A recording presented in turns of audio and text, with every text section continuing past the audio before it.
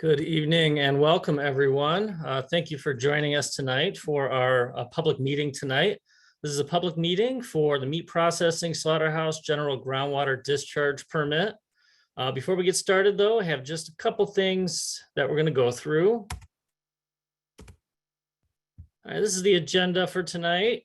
We're going to start off with an introduction, which we're kind of doing right now, and then it's actually going to have two parts. We're going to have an informational session, which is the public meeting part. That's what's happening right now, where Eagle is going to describe the proposed project, or the permit rather, and followed by a question and answer session that will go up to 7 o'clock. And then at 7 o'clock, we're actually going to start the public hearing portion. And that's going to be the portion you'll be able to make a statement or comment for the record.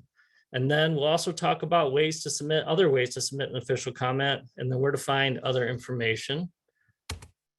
And for those of you who aren't familiar with the Zoom platform or haven't joined us for one of these public hearings, all lines are going to be muted during the webinar. If you have any questions, you can put them in the question box in your Zoom toolbar at any time. And then also we are recording this webinar, so it'll be available on our YouTube channel a couple days after this public meeting and hearing. And so at this point, it's kind of time to get started. So my name is Ryan Blazik. I'll be the hearings officer for the hearing portion. And then I'm also moderating this portion. And so and I'm with Eagle's Environmental Support Division. And so with that, I'd like to have the other Eagle staff on the line introduce themselves. Thanks, Ryan. Hello, everyone. I'm Christine Alexander, and I manage permit section within Water Resources Division in Eagle. My section is responsible for issuing wastewater discharge permits for the state of Michigan. Christine? Hi, everyone. I'm Christine Rendon. I'm the Groundwater Permits Unit Supervisor. My unit issues wastewater permits that discharge to the groundwaters of the state of Michigan. Rachel? Good evening. I'm Rachel Burns. I'm the Groundwater Program Specialist focusing on the compliance side. I'm actually based out of the Jackson District office, but cover the whole state. And hand it to you, Vincent. And I'm Vincent Josic. I'm one of the soil scientists for the Groundwater Discharge Program.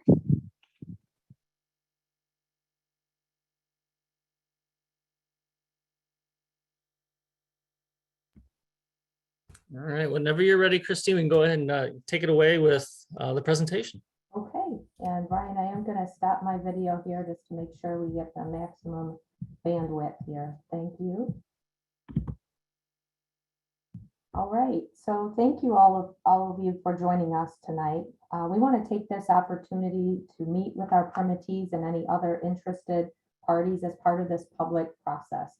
Our goal is to share information and provide answers to your questions about the draft permit. We're going to share some highlights now, and then we'll cover some additional details later on. This might be repetitive information for some of you. We've met with a lot of you. We've had a lot of good comments and conversations with you. For some of you, this may be the first time that you're seeing this information. So feel free to share, to save your questions, and then we'll go over them at the end. Just a couple highlights about the draft general permit. A lot of people are wondering why we made changes, and Eagle is required to reevaluate permit conditions at every reissuance. This goes for all of our wastewater discharge permits. The current permit that we're speaking about today has been expired for just a little bit over 2 years. We've had a lot of comments, and we are aware and understand the concerns about the impacts to small facilities. And this draft general permit takes that into account by allowing several options for facilities to come up with the right treatment necessary and then allow a reasonable schedule to come into compliance. There's about 20 or so facilities that are currently under this permit. And I mentioned that we've had some good conversations with a lot of you over the last couple of years while we've been developing this general permit. Next slide, please. Since we haven't had the opportunity to meet all of you, I wanted to just quickly highlight the overall mission of the department. Eagle's job is to protect the environment and public health by managing air, water, and land resources. And we have over 1,000 staff that work to protect all the waters of the state. Next slide. Water Resources Division, that's the division in which permit section can be found. We And we have approximately 340 staff who work on various forms of water quality and water resources protection.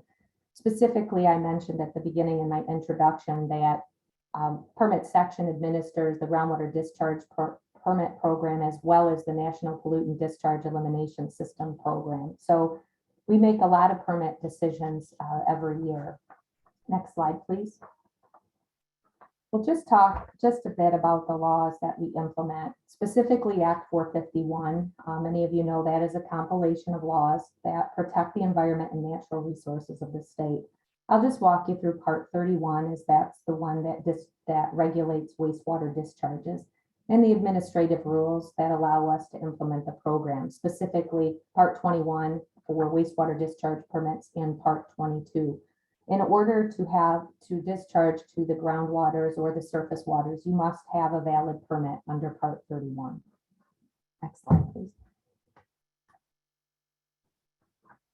It's important that we define the waters of the state, and many of you are familiar with lakes and rivers and streams. Part 31 is a broad definition of surface waters and also includes groundwater, and that's going to be an important distinction as we move forward. Next slide, please. This is an infographic of the hydrologic cycle, and it shows how surface water and groundwater are connected. What we do on the surface, what we put on the surface can and does impact groundwater. You can see how we have an aquifer here. We have a lot of land uses at the surface. Those things that we put on the surface often find their way into the groundwater, which is the very same groundwater that millions of residents use as a source of their drinking water. Next slide. And one of the major functions of the groundwater permitting program is to protect drinking water for about 2.5 million people. We have over 1 million private drinking water wells, and that is the water that is pumped out of the groundwater and into the taps of many, many people's homes. Next slide, please. In addition to permitting discharges from slaughterhouses and meat processors, the groundwater permit program covers a variety of different types of wastewater discharges to the groundwater. You can see some examples on the screen. Slaughterhouses are one of them. Wineries, breweries, laundromats, distilleries are just a few more. EGLE regulates mixed wastewater discharges. So we'll talk a little bit about that mixed wastewater discharge a little bit in a few more slides. Next slide, please. The type of wastewater is very important to the permitting process. It determines who and how a discharge is permitted. If a facility mixes their wastewater, like for example, their sanitary wastewater with their processed wastewater, Water Resources Division would issue the permit because it's no longer just sanitary wastewater. The wastewater likely requires a higher level of treatment and limitations and consistent monitoring to be sure that it's protective of the groundwater.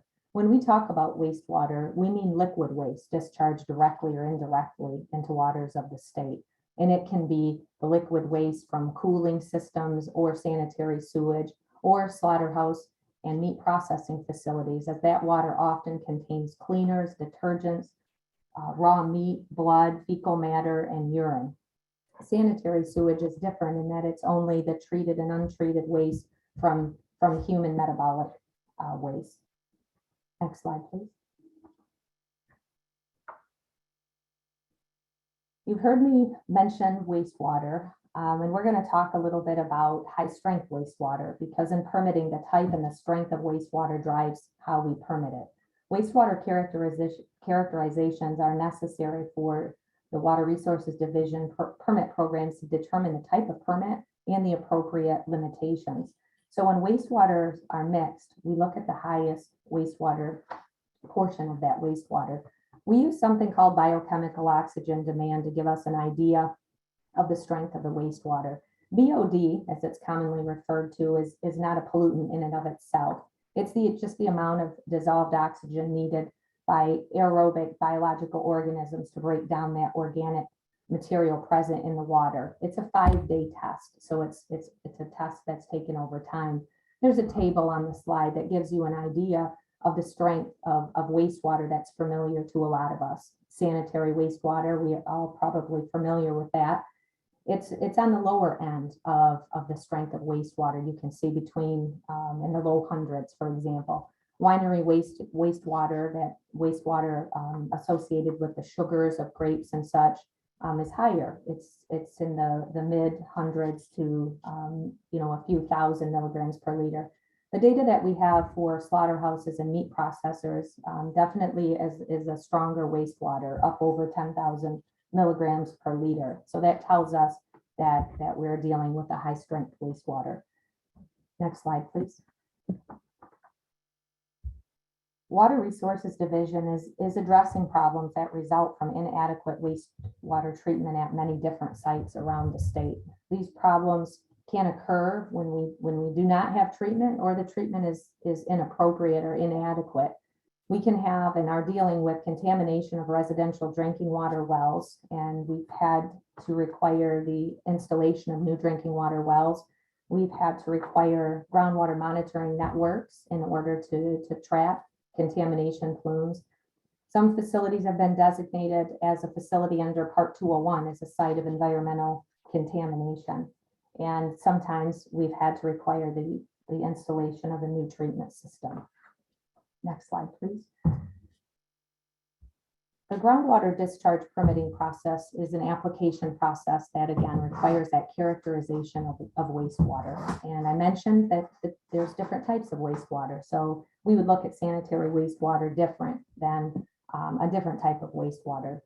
Analytical data with specific laboratory methods is required, as well as a different type of method of wastewater treatment. There are best management practices that can affect and actually decrease the strength of wastewater. Next slide. Moving into the specifics of this general permit, we are offering this general permit for existing facilities up to 20,000 gallons per day. Existing facilities would be covered with interim limits under a section of the permit.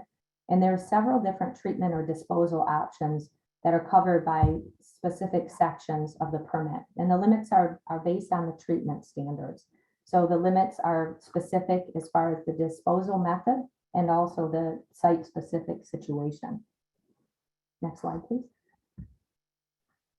I mentioned earlier that Water Resources Division would work with facilities as they determine the type of treatment necessary. So there is a schedule of compliance built in for facilities to develop a basis of design, which will allow them to choose a treatment method that works for the wastewater that's generated at their specific site.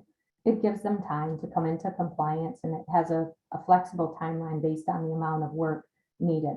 It will be specific to each site though, and based on specific upgrades and site restrictions.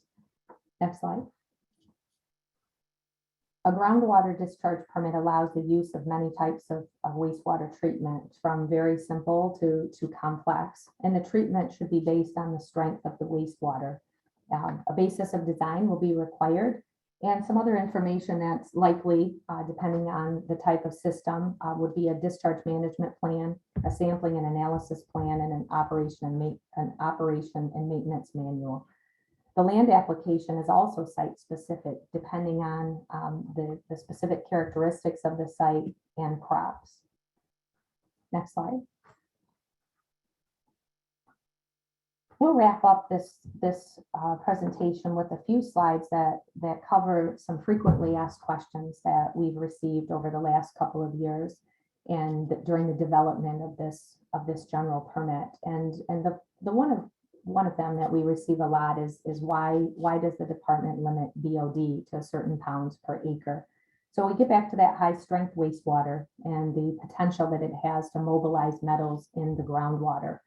And we limit this because if soils are constantly anaerobic, if they're constantly saturated, they can go anaerobic, where there's not adequate oxygen in the water, or oxygen in the soil. And the department limits this to make sure that the groundwater is protected from dissolved metals. Once those metals are dissolved, they can find their way into the aquifer and then into residential drinking water wells. We also are asked about phosphorus limitations. Why are we setting a surface water phosphorus limit in a groundwater discharge permit? And if a facility discharges within 1,000 feet of a surface water a limit will be set in order to protect that surface water from those venting groundwater situations. So that's the water that moves through the ground and makes its way towards a stream. This doesn't mean a facility can't discharge within 1,000 feet of a stream. It just means that they may have a limitation in order to protect that receiving water, that surface water. Next slide, please. I've covered this, but I think it's good to reiterate that facilities will have time to come into compliance. They'll have a year to develop a basis of design. We made a change based on comments that we received, and we'll work with the facilities on a reasonable timeline. We also had a fair amount of questions about existing lagoons. And for facilities that have lagoons, they will be required to submit the construction plans for those lagoons, because we need to determine if the lagoon has a potential to leak if they're not lined appropriately. So if the lagoons don't meet the construction requirements, and depending on the site and potential receptors, those drinking water wells, we may require the installation of groundwater monitoring wells to determine or assess the potential impacts to the groundwater. Next slide.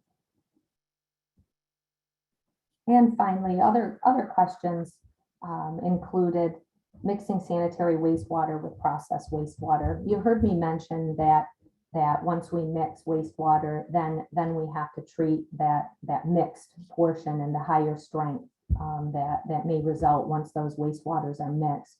Sanitary sewage can only be discharged if it's treated to prevent the harm or to prevent the spread of pathogens and protect public health. We'll work with facilities to create a schedule to either separate that discharge and get a local health department permit, or to treat it appropriately under this general permit. And there are a lot of questions about why we review cleaners and disinfectants. So any substance that's used at a facility and that enters the wastewater is now part of that wastewater. And with these additives can be a source of both ammonia and phosphorus in a discharge. Next slide. And finally, some of the types of questions we received had to do with the land application and the fields themselves. And the general permit and also the Part 2022 rules allow and list specific crops that can be used for planting. So crops are, and the cropping plans and discharge management plans are reviewed by soil scientists like Vincent on the phone. And the land application takes in a lot of different site-specific factors like soil type and the type of crops in the land area. And then just closing here before I transfer back to Ryan, there's a lot of questions about why this wastewater can't be treated like manure. So manure is not the same as processed wastewater. Processing wastewater can contain other pollutants, and I mentioned the types of pollutants that can be present in meat processing and slaughterhouse wastewater. The other difference is that processing wastewater is often applied to the same location much more frequently than manure is land applied. So we have to keep a closer eye on the soil conditions to make sure that we're protective of the groundwater. Processed wastewater is limited by the pollutants that are found in the discharge. So manure is applied as, I guess, a partially digested nutrient versus that processed wastewater, the blood and other potential pollutants that might be associated with that type of wastewater. Wanted to keep this part short so that we had plenty of time for questions. So I'm going to transition this back to Ryan.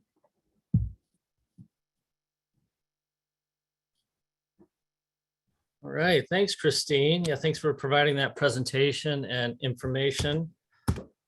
This is the part where we're gonna go through some questions and answers. And just to kind of go through how we're gonna do this, you can either submit your questions using the questions box at the bottom of your screen or the Q&A box. So you'll see that you can type your question in there, hit enter, and then I'll read it off to our panel for a response or an answer. Or if you'd like, you can click the hand icon at the bottom of your screen, which will raise your hand in Zoom, and then we can call on you, unmute you. You'll be able to unmute yourself and can ask your question.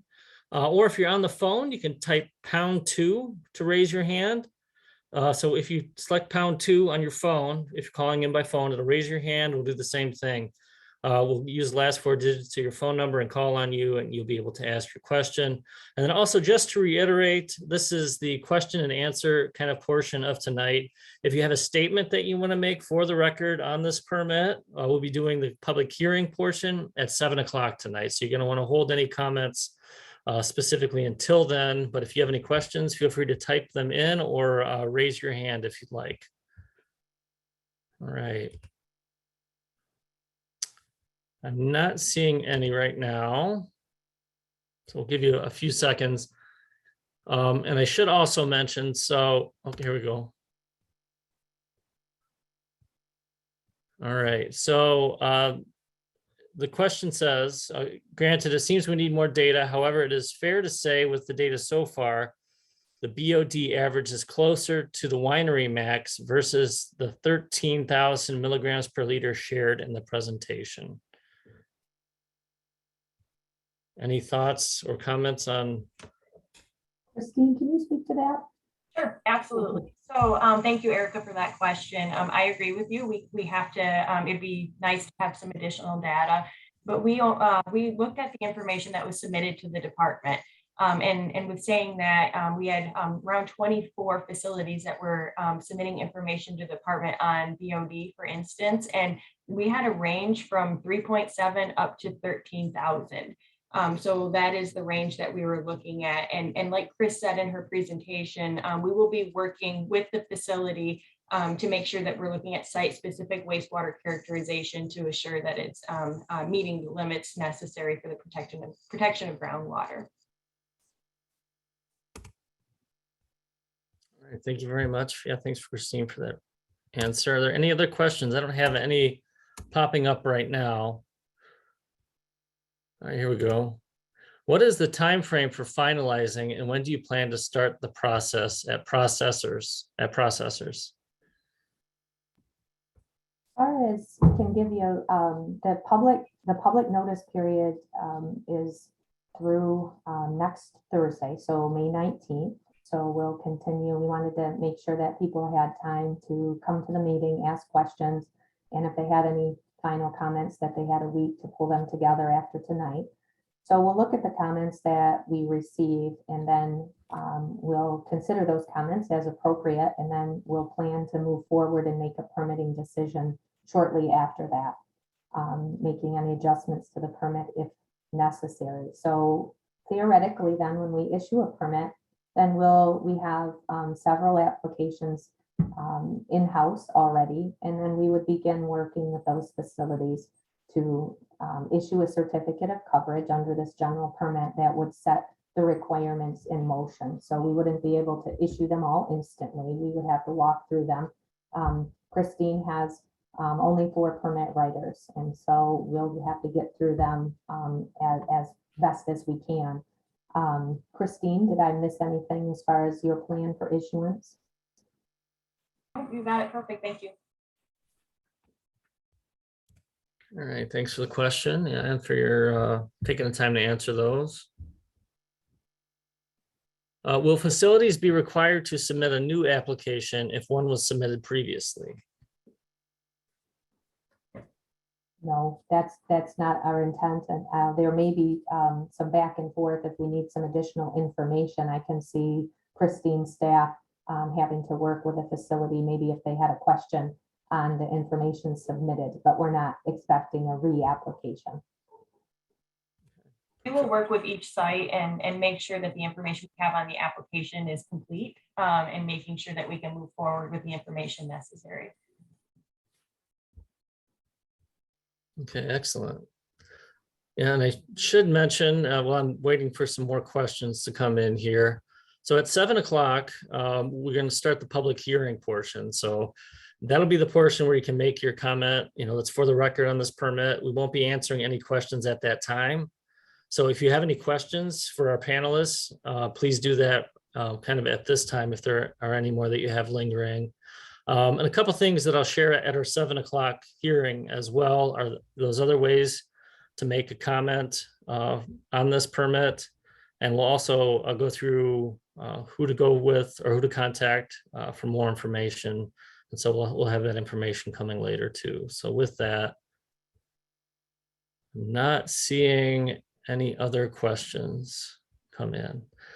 And so if we don't have any other questions come in for our panelists at this point, what we're going to end up doing is I'll kind of just putting this presentation or the Zoom meeting kind of on hold until 7 o'clock, which is the time when we can start the public hearing portion, and we'll reconvene then.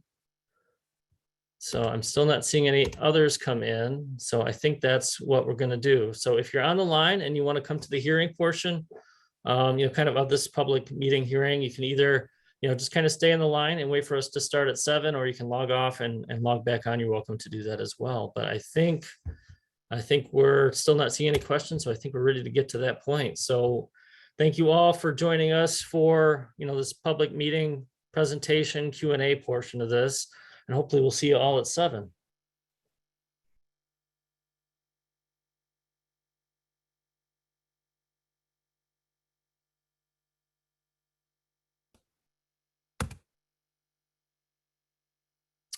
Welcome back, everyone. Everyone here was here for the first portion of the public meeting informational session portion that we had just had at 6 o'clock. You're now joining us for the public hearing portion for the meat processing slaughterhouse general groundwater discharge permit. I think most of you were here for the first session, but I'm going to go through a couple things again in case you weren't. My name is Ryan Blazik. I'm with Eagles Environmental Support Division. I'll be the hearings officer and helping to moderate the public hearing portion. And again, this public hearing portion is for taking statements on the permit. The portion we had before was the informational session where you ask questions, just to differentiate kind of between the two again. If you have any questions for us, though, related to logistics, or you can still submit those in the Q&A box. And for taking your statements tonight, we're going to be using the raise hand icon on the bottom of your screen. And then if you're on the phone, you can type #2 to raise your hand. First, we're going to go through a list of people who pre-registered, and then we're going to go to the raised hand icons here. But before we get started here, too far, just going to introduce our Eagle staff again. And again, my name is Ryan Blazik, hearings officer. And then if our panelists or people on the phone or on the line from Eagle want to introduce themselves one more time, that'd be great. Thanks, Ryan. Good evening. I'm Christine Alexander. I manage permit section within the Water Resources Division of Eagle. Christine. Good evening, everyone. I'm Christine Rendon. I'm groundwater permits unit supervisor. Rachel. And I'm Rachel Burns. I'm the groundwater program specialist based out of the Jackson office, but working with the compliance staff throughout the state. And Vince. And I am Vincent Josek. I am one of the soil scientists for the groundwater discharge program. All right, awesome. Thanks to all the Eagle staff for joining us tonight, for all of you who are out there joining us for the hearing. Before we actually get into the hearing, I just want to let you know that there are some other ways to make an official comment as well. If you didn't want to make a statement tonight, via My Waters, you can provide your comments through My Waters under submission HNSJS7FVCD7B. And there's also a link on your screen, which we'll also put in the chat here in a little bit for the My Waters. Or you can do it by mail to Permit Section, Water Resources Division, Department of Environment, Great Lakes and Energy, P.O. Box 30458, Lansing, Michigan 48909. And I just wanted to read that off in case we had anybody who was listening in on the phone and not who are on their computers through Zoom. And then the comment period after the public hearing will be 7 days, and so until May 19th, 2022. Right. And so with that, we're going to go ahead and kick off the public hearing. I have a hearing statement that I need to read before we get started here. And this will kind of outline the procedures and how the comment process is going to work today. I'm going to read it pretty much verbatim, and then I'll kind of recap some of the highlights, which I think will help move things along. So the public hearing will be used to take comment on the proposed groundwater discharge general permit for treated meat processing wastewater that may include slaughterhouse wastewater. The proposed general permit is applicable for flows less than or equal to 20,000 gallons per day. All discharges are to the ground or groundwater. Coverage under the proposed general permit requires submittal of a permit application and the issuance of a certificate of coverage by the department. The certificate of coverage will specify which sections of the general permit are applicable to this facility. And so how the process is going to work, for those of you who pre-registered to attend today's hearing and indicated you'd like to make a comment, we'll call your name and unmute your microphone so you can make your comment. We will call your name in the order in which you registered. And once we have called the names of everyone who indicated they want to make a comment during registration, we'll open up to comment from other attendees at that time. If you have not made a comment and wish to do so, please click the raise hand icon to indicate you want to make a comment. If calling in by phone only, please hit #2 on your phone to raise your hand. We will call on those who have their hand raised to make a comment in the general order in which the hand was raised. Each person will have 5 minutes to make their comment. I will indicate when you have 1 minute left and when your time has expired. If I indicate your time has expired, please wrap up your comments immediately so we can allow the next person to make their comment. Please be sure to state your name and any organization you represent prior to starting your comment. If you'd like to make a comment but do not wish to make a verbal comment today, you are welcome to submit a written comment to the department. Written comments may be submitted online in our MyWaters database, which we just talked about. A link is provided in the chat directly to the comment submittal form. Comments can also be submitted to Alyssa Yanchiko at the following address: Water Resources Division, Eagle PO Box 30458, Lansing, Michigan, 48909-7953. And we'll also provide that on your screen here, the address and information again a little bit later on. The hearing is being recorded and your comments will be part of the information that the department will consider in the proposed groundwater discharge general permit. Comments received will not be responded to at this time, but will be included in the response to public comment documents and part of the permit record. All comments and information received will be available in MyWaters, our online database. The public comment period is open until May 19th, 2022. All right, so with that, we're going to go ahead and get started with the comments. As far as those who pre-registered, I only have one name on my list. So George Quackenbush, we are going to unmute you on our end. And then you can unmute yourself and then you can start your comment whenever you're ready. As I had mentioned, you'll have 5 minutes to make your comment, and then I'll give you a 1 minute heads up when you have 1 minute left. So then when you hit 5 minutes, you'll need to wrap those comments up. And then we'll move on to whoever has their hand raised and wants to make a comment. So it looks like, George, you're unmuted on our end. You can go ahead and start when you're ready. Thank you, Ryan. Can you hear me? Yep, we can hear you great. Okay, fantastic. I will be fairly brief. I appreciate, I'm representing the Michigan Cattlemen's Association here this evening, and on behalf of cattle producers here in the state, we appreciate the opportunities we've had to provide stakeholder input through this general permit review process. Our members are committed to raising beef in an environmentally responsible manner, and that commitment extends beyond the farm gate to the slaughterhouses and meat processors we rely upon.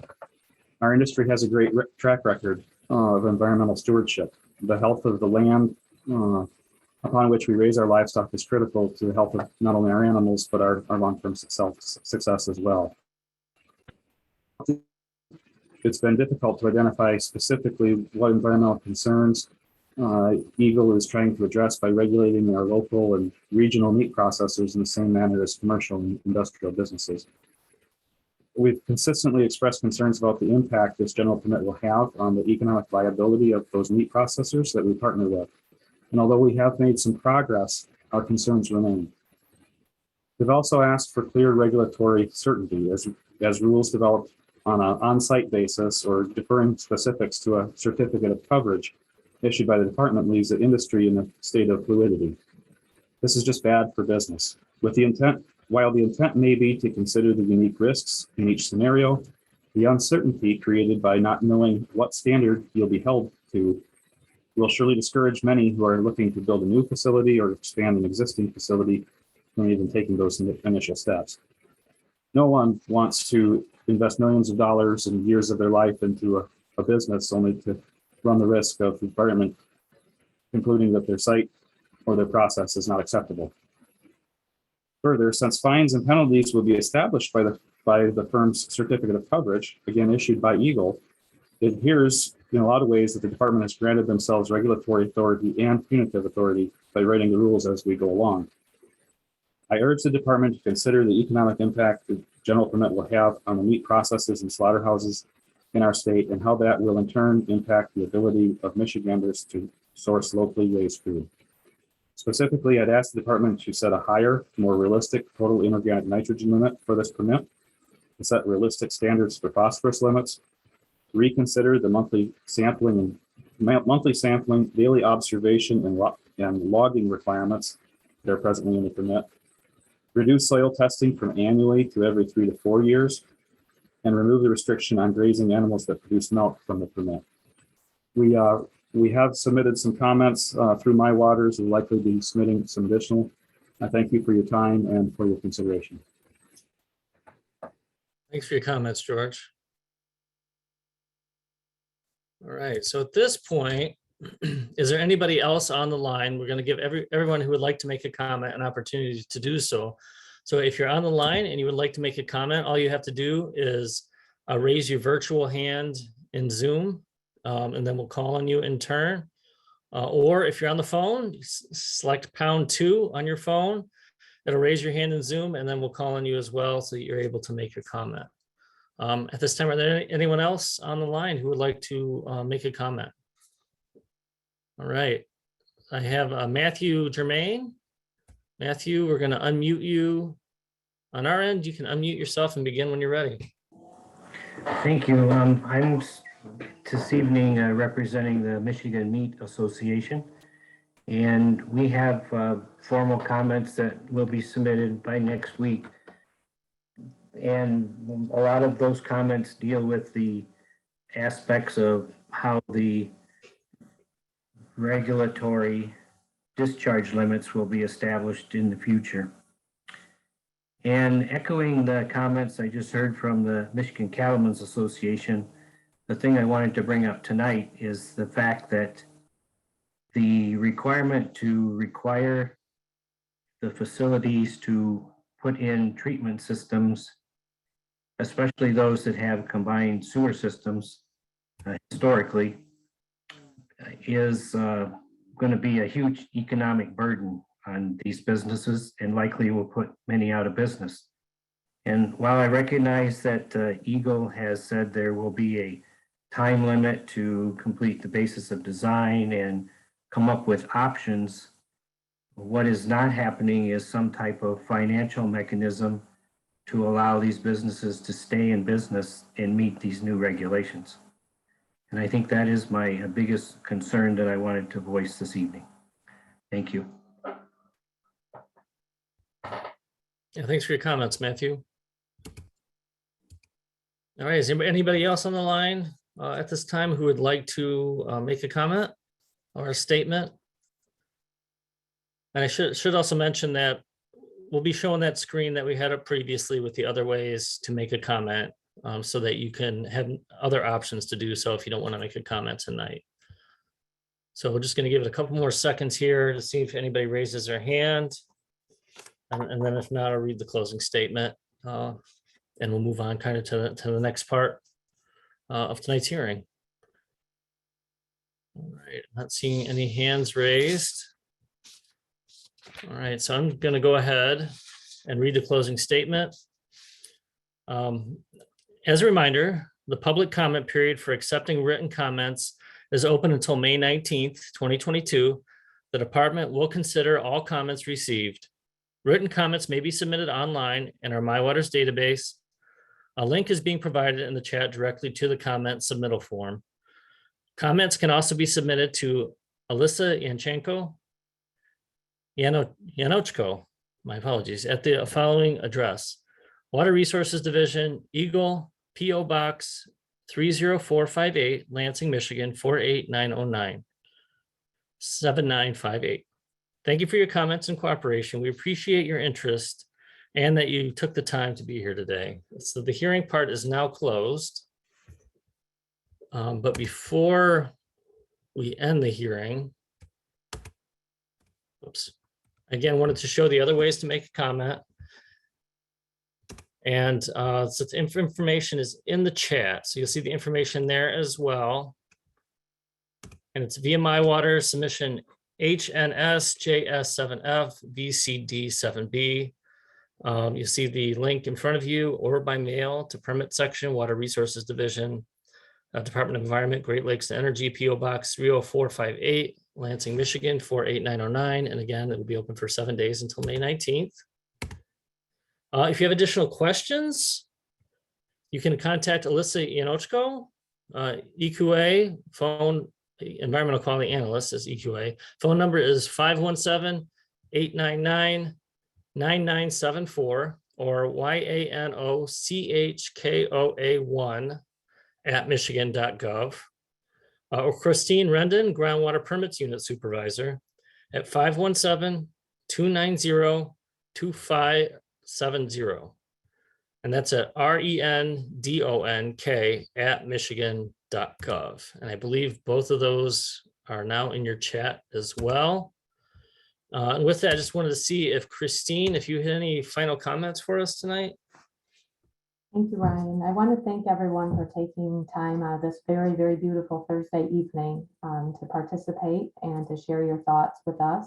We'll look forward to the written comments and responding to those as appropriate. So thank you again on behalf of us in Permit Section.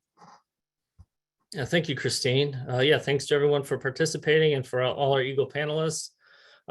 Just as a reminder, this recording of this hearing is going to be on our YouTube channel in a couple of days, so you'll be able to review it at that time if you'd like. So with that, I hope you all have a great rest of your night. Thank you, Ryan.